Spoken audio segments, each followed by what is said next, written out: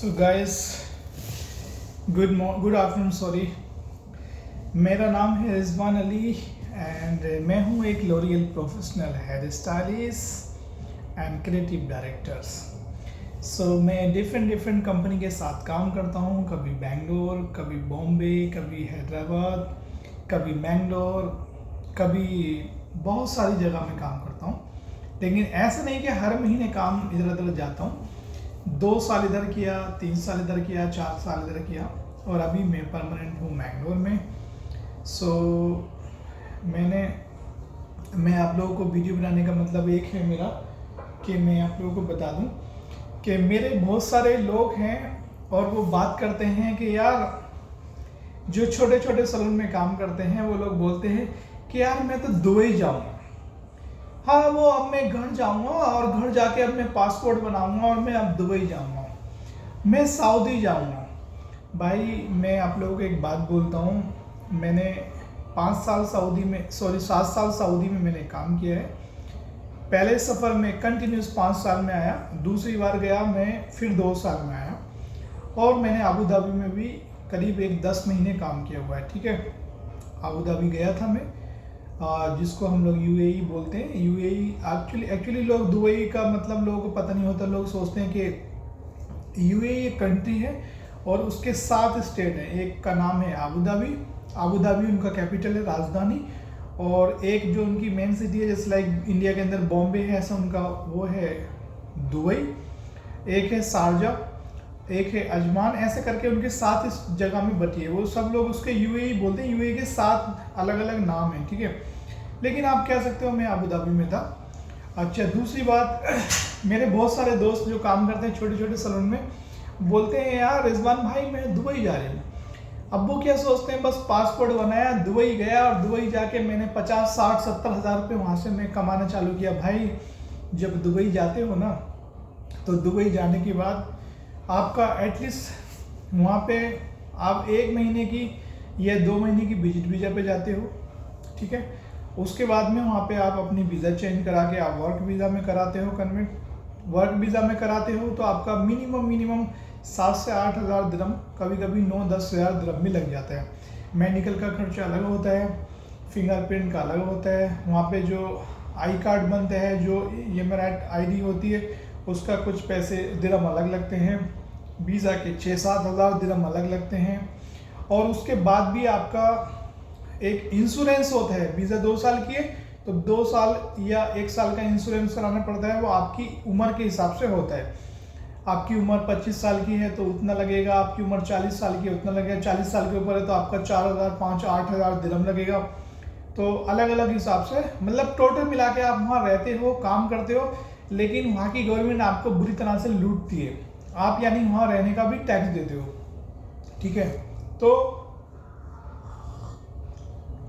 Sorry, कुछ लोग ऐसे हैं जो वहाँ पे अच्छी कंपनी है, जो ब्रांडेड सैलून है कुछ अच्छे लेवल के, लेकिन वो ब्रांडेड जो कंपनी है, जो ब्रांडेड लोग हैं, जो वहाँ पे प्रोफेशनल लेवल में काम करते हैं, वो उन लोगों को ही छांटते हैं, उन लोगों को लेते हैं जो उनके अकॉर्डिंग और उनके हाई लेवल के ही लोग होते हैं, उनके लेवल के। ताकि ऐसा नहीं कि आपको कुछ नॉलेज नहीं है और आप गए दुबई और जाके आप लग गए। ठीक है, तो अगर वहाँ पे 200-250 दिरहम या 100 दिरहम या 300 दिरहम किसी बड़े लेवल में सैलून में है, तो वो लिबनानी, तुर्की या यूरोपियन कंट्री के किसी अच्छे या इंडियन किसी एजुकेटेड पर्सन को लेते हैं, अच्छे प्रोफेशनल को लेते हैं, वो उन लोगों को हायर करके अपने पास रखते हैं और अच्छी सैलरी देते हैं।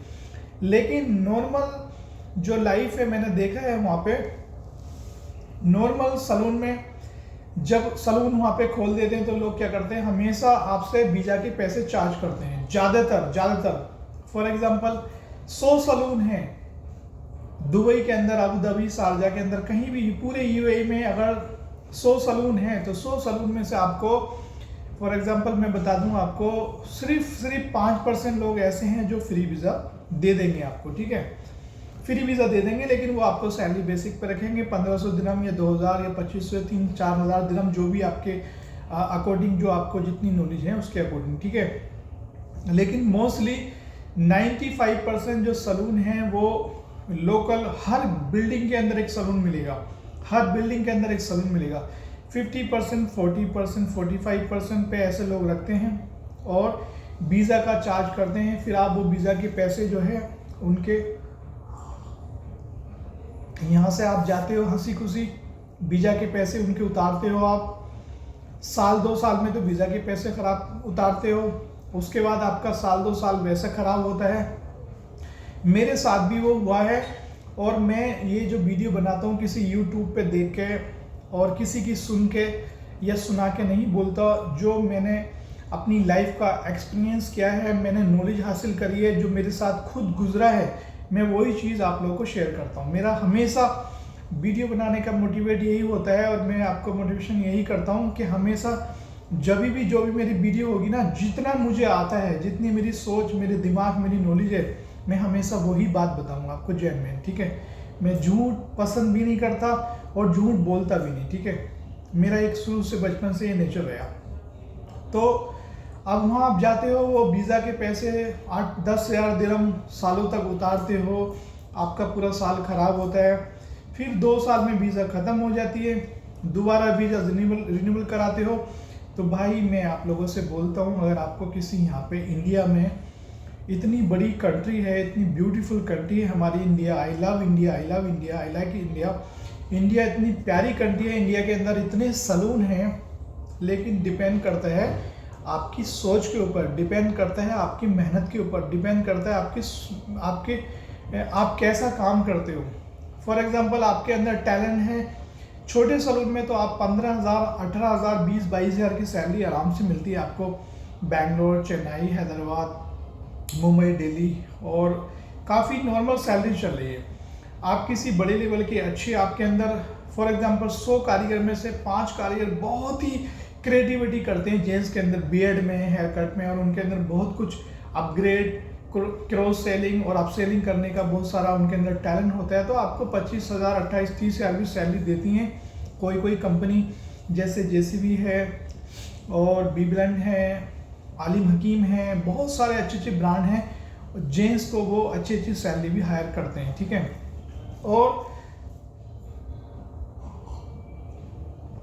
आपके अंदर लेडीज़ काम आप जानते हो, तो आपको आराम से minimum starting from like something 25,000, 30,000, 35,000, 40,000, 45,000, 50,000, 55,000 salary Bangalore, Bombay, Delhi और इन शहरों के अंदर मिनिमम सैलरी ले रहे हैं लोग एज ए सीनियर क्रिएटिव और टॉप स्टाइलिस्ट। और जिनको बहुत नॉलेज है, जो बहुत बड़े लेवल के स्टाइलिस्ट हैं, जिनको बहुत अच्छी इंग्लिश आती है, बहुत अच्छे नॉलेज है, वो यहाँ पे 80 से 1 लाख के ऊपर सैलरी भी उठाते हैं। ये ट्रू है।